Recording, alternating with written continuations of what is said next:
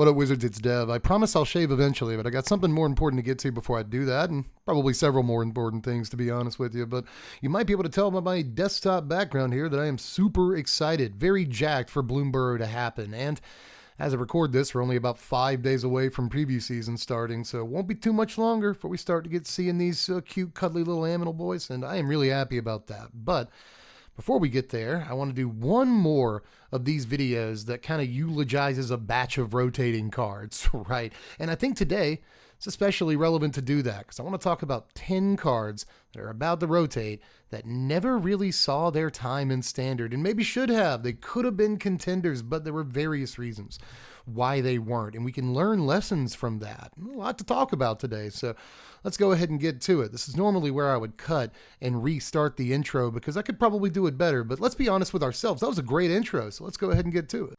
And I'm your favorite Magic Channel's favorite Magic Channel. Best believe that the professor go bananas for my deck techs. I come correct like a porn star, slicing up all these other suckers with my sword mark. And we're back, and as you might be able to see if you're looking at the screen right now, we're already into it. My number 10 is honestly kind of an honorable mention. I just really wanted to talk about this guy.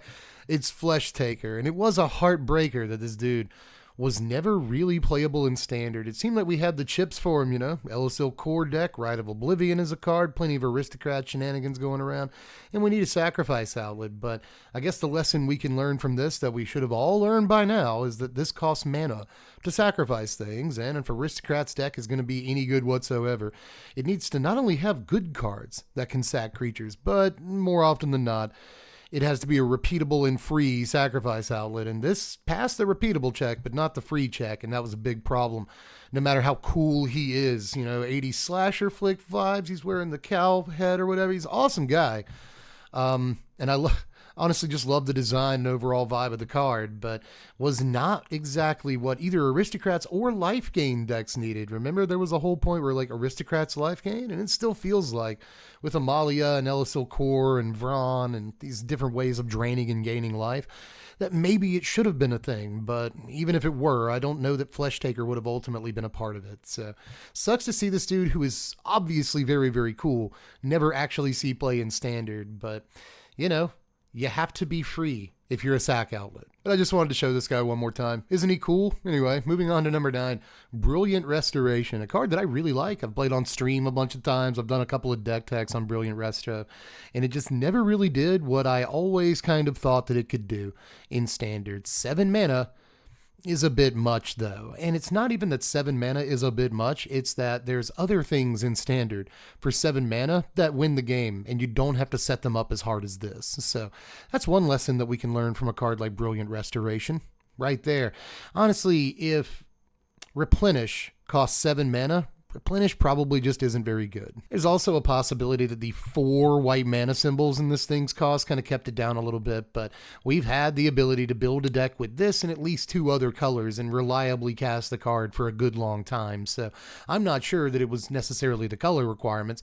I just think there's a lot of better things to do for 7 mana that don't require setting up your graveyard the entire game in a format that's a little bit hostile to doing stuff out of your graveyard at the moment. So a couple of different lessons we can learn from Brilliant Resto. It was a great Magic card and will probably continue to have some life after this in Commander, but was never quite the card I wanted it to be in Standard, and I should have been more realistic about it. All that said, and my faults and naiveties laid bare here on the stand today, I will also say that I will never not believe that there may have been a workable Brilliant Restoration deck in Standard this entire time, and somehow we missed it. There's a couple of cards on the list like that, and I will hold on to my presumption that Brilliant Resto could have been good, even in a format full of aggro that kills you on turn 4, 3 different ways, and counter spells and stuff like that. I still think you can't Cavern of Souls and resolve your Brilliant Restoration, right? So there's an issue with that. It's the same reason you almost never see Breach the Multiverse anymore, right? So again, there are multiple lessons that we, you and I, can and should learn from Brilliant Resto. It's number 8. Here is Defending the Temple, which is a card that I have always really liked, but I have long since discarded in my quest for it to get playable in Standard, right? I think that at this point we can tell that 3 mana for a 1/1 is not a very good front side of this, especially given how easy it is for your opponent to negate the ramp that it gives you by simply killing the guy, which is, you know, you don't really want to pay 3 mana for a 1/1 that taps for green. That is not good for 2 mana at this point. You want it to be a better mana dork than that. So the initial value on this is not that great, even though you look at it and you think, okay, that's ramp. But the second chapter of this is supposed to give you larger creatures, but again, sometimes you play it on turn 3, the 1/1's your only creature and they get rid of it, so chapter 2 does effectively nothing. Chapter 3 flips it over and makes it this 2/2 Remnant of the Rising Star with flying. And whenever another creature enters the battlefield under your control, you can pay X. If you do, put X +1/+1 counters on it. And as long as you control 5 or more modified dudes, Remnant gets +5/+5 and has trample. So, there's a compulsion to say this is a 3 mana 7/7 flying trample, but it almost never was that.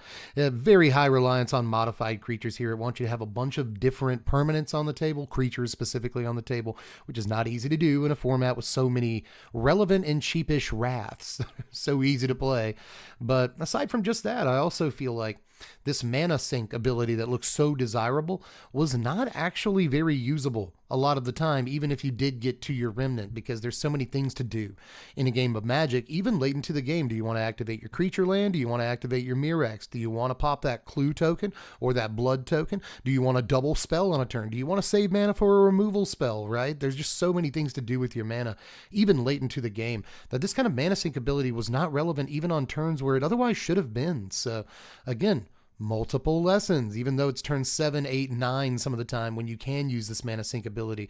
Very often you still have things to do in that game of Magic. So again, not a whole lot of front half value on this, and the back half value is not nearly as good as it may appear to some people.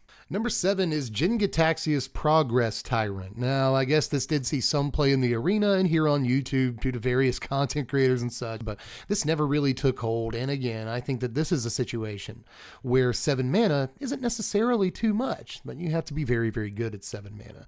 You have to be a Traxa at 7 mana, or a Tally. I guess we'll give you a Tally. We'll even sometimes give you Titan of Industry at 7 mana, or, even stuff that doesn't have to sneak through with Cavern of Souls. Again, Breach the Multiverse is an example of a card that a lot of people played at that mana cost. You might be able to play a 7-drop that you sneak into play, like, Conspiracy Unraveler, that helps you cast a bunch of other 7-drop cards for effectively free. There are reasons to play 7-drops in Standard, so the idea that every 7-drop is just null and void in Standard is incorrect, but you do have to be better than the other 7-drops that are being played in Standard, and Jen just never was. You also kind of have to be in the right colors, and you have to be better than the other 7-drops in your color, right? For a long time, people were playing Hullbreaker Horror in control decks, which makes a lot more sense than Jinxia just because of the flash, among plenty of other reasons. But Jinxia was just not quite the 7-drop it could have been. I feel like if this card cost 5, it would have been much, much more playable. But, that's like saying if Lightning Bolt did 5 damage, it'd be a better card. Pretty obvious stuff, basically. But let's get to number 6, which is Onri Dumnathi. This is the 4 mana new Rankle. I remember at the time a lot of people were saying that the wrinkle with this card is it's a Rankle. But Rankle was only necessarily good because he was the best black 4-drop in his format. This is another case, just like Jinxia, of if you're going to be a card at a relatively high mana cost in Standard, then you have to be better than all the other cards at that color. This is not the only time today that I'll have to talk about Sheldred the Apocalypse. There's a couple of cards that didn't see play because of Shelly, and I think Onri is probably one of the worst examples. The ones that got hit the hardest by not being named Sheldred the Apocalypse, right? You can only play so many 4-drops, and even in a lot of mono black decks back when that was still a deck, if you did play another 4-drop that wasn't Sorin, you would probably just play, not Sorin, that wasn't Sheldred, you would play Sorin. What I was trying to get at, but my mouth got ahead of my brain there. Either way, there are multiple kind of better choices than this, and we had probably moved on to a power level in Standard where Rankle wasn't even an amazing card anymore. So when you see something that's not as good as Rankle, and Rankle barely saw play in some ways, then it's probably not going to be a good enough card. But I did like Onri. I still played her as a 1 or 2 of in multiple decks, and I do think that, the ability to make them sack something or draw a card the first turn she's in play, these are all good things, and she does turn into a super Vampire Nighthawk. So there are reasons to use Onri, but those reasons are almost never, better than just putting Sheoldred the Apocalypse in your deck, which is really sad for a card like this. Now, halfway down the list, number 5 is Junji, the Midnight Sky. Now, that's the image I'm going to use to represent all 5 Kamigawa dragons here, but, some of them saw more play than Junji in Standard. AO, the white one, I guess, saw a fair amount of play for some stretch of time, and I guess we've all had fun with that Sushi.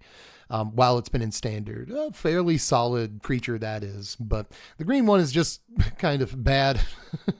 The blue one cost too much mana. But I always felt like Junji was the one not seeing play that probably deserved to see some amount of play. There are situations where Junji just wasn't going to cut it, and, especially once we did get Aclazotz, there was just a better 5-drop to play.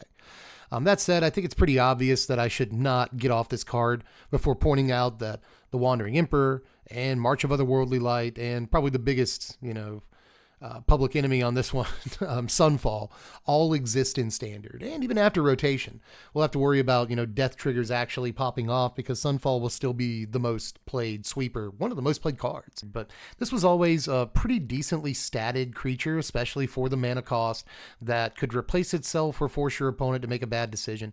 And those are always things I liked about it. So I think Junji could have been playable at some point, but was just barely pushed out by multiple factors. Number 4, as we round the corner on the list, is Storm the Festival. Now, again, a lot of content creators wanted to try and make this card work, myself included. I'm not innocent in that. There are a lot of us making Storm the Festival content all throughout its tenure in Standard. This is a card that I will miss, although it didn't quite make it on the list of cards that we'll miss when I talked to Power Dragon the other day. You haven't seen that video? Go check it out, but I'll leave a link in the description. But Storm the Festival is a card I wanted to talk about during that video. Didn't get a chance to, so now's a good time. Not only is this a card I'll miss doing fun stuff with, and you can still do fun stuff with it all the way up to the release of the last set. Storming the Festival and hitting a Terror of the Peaks off of it feels phenomenal. It feels very, very good. So there's still cool stuff to do, but it never really got its due in Standard.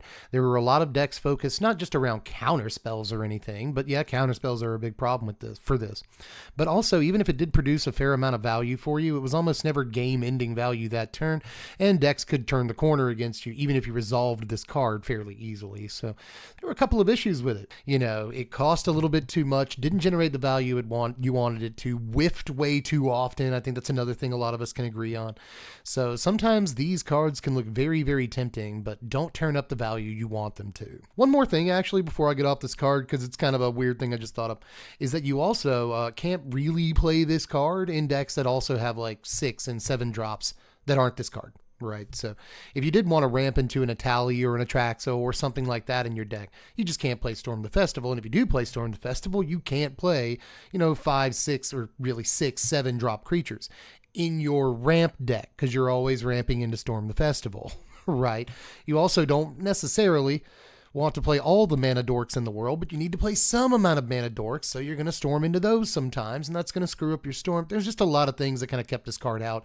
It was never, sorcery speed, Chord of Calling ×2. There were a lot of people called this the new collected company when it came out, which was a laughable claim at the time, right? But even though, again, we had a lot of fun, it was just never all the things we wanted it to be. And looking back, there were pretty obvious reasons. There were pretty obvious reasons why. Number 3 is Gloom Shrier. Amazingly, I don't know how this made it all the way to number 3, but I guess here we are. Shrier is a very good-looking Magic card, especially way back in Kamigawa preview season when we first got to look at this thing. It's an Eternal Witness, kind of. It can only actually hit permanents, which was a big problem with the card. If this could come into play and get a removal spell back, like maybe we'd be talking. If it could come into play and get an important, breach the multiverse, for instance, and maybe we'd be talking. But ultimately, the fact that it could only get a permanent back meant that it was usually going to get back an important creature or enchantment or something like that. And then it wouldn't do so on curve. Again, 9 times out of 10, it wouldn't get back anything relevant on curve. So this is, hate to say it, but like a 2007 mid-range card for The Rock or a deck like that. But in 2022, 2, 3, 4 standard. This was just never the card that it probably could have been way back in the day. Again, you mostly want to play on curve, and as I've already said, on turns 7, 8, 9, you still have plenty of other ways you'd probably rather use your mana than getting a 2/1 and some random thing back from your graveyard. So yes, this can be a very good creature on occasion, but there were better 3-drops in standard to consider than this guy, and there were mostly better 3-drops to consider on curve, which is where you want to be a lot of the time in standard. If you are on curve playing a 3-mana 2/1 menace, you're probably going to get your face kicked in. So there's just some things you can't do. There were also, for what it's worth, just better ways to recur permanents, right? You have Shigeki in the late game that can get back, 4 cards at a time and really put the game away, and is just a better part of a sort of control plan than a card like this. Your opponent can't actually counter unless they have a way of countering these kind of abilities. They can't use a counter spell on like Shigeki's channel ability and stuff. So again, there were just better ways to go deep into your graveyard late game, not just Shigeki, but other stuff. And Gloom Shrier, again, this kind of incremental dinky value that would have been incredible in 2006 or whatever. We're just way beyond it in 2020X. So again, let's please learn that lesson. Again, myself included. Number 2 is Fleetfoot Dancer, which is kind of one of the whole reasons I wanted to make this video in the first place. Now, let me just go ahead and skip to the lesson on this. When one of the most played creatures in standard is a 5 toughness death touch guy, you can't play a 4-mana 4/4. Not only that, but 3-color aggro deck is not really where we want to be. These more focused aggro decks are just typically better. Mono red and the Boros deck. Again, Naya aggro looks like it could have been a thing. It's got Jetmir in the same 4-drop slot, so it does compete with that card, but Jetmir never did anything. Naya aggro doesn't have to be a deck when Boros is a better deck. And, does everything faster and more focused than a deck like Naya could. So 3-color aggro is also kind of one of the reasons why this card didn't see a whole lot of play. We're all chasing the Zoo decks in Modern from 15 years ago, and that's just hard to do in Standard, and it's not even really a deck that exists that much in Modern, if we're being honest with ourselves anymore. So I'm not really sure why this card looks so good, but on the other hand, it's 4 mana for a 4/4 trample lifelink haste. That seems like a decent rate. 4 mana 4/4, okay rate. 3 keyword abilities, pretty good. Haste is great. Lifelink is amazing. This catches you up against other aggro decks. There's plenty of things to be fooled by with this card. And maybe if Sheldred the Apocalypse didn't exist, this would have had a lot more of a chance. But in the standard we got, that just wasn't the case. Also, I guess the other lesson, last thing, is if you're going to print Mantis Rider, it's got to be 3 mana. 4 mana Mantis Rider is bad. So it's just, please remember that. Sometimes the cards like this look really good during preview season, and that's because kind of got your head in the clouds. So be hyped by cards. Be hyped by cards, but also you got to be a pragmatist. Pragmatist. You got to be a pragmatist on certain things. But let's get to the number 1 card, which is probably the card I'm going to lobby the hardest for. I'm going to let you know. This was also my number 1 card.